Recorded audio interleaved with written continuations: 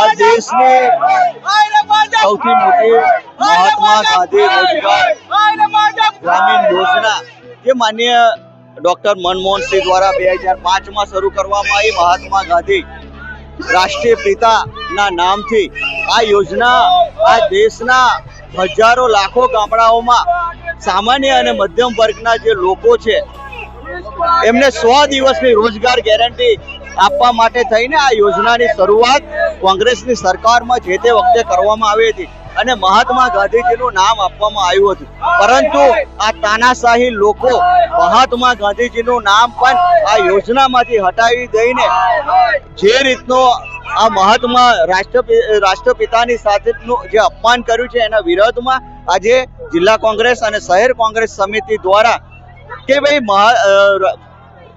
ગાંધીજીનું નામ આ યોજનામાંથી હટાવવા ના આવે એ નામ સાથે રાખવામાં આવે, જેને લઈને અહીંયા દેખાવો કરી રહ્યા હતા. ગાંધીનગર ગૃહ ખાતે મહાત્મા ગાંધીજીનું અપમાન, ગરીબ લક્ષી મનરેગા કાયદો આ લોકોએ એકી ઝાટકે રદ કર્યો. તમે જોઈ શકો છો, તમે સાક્ષી છો.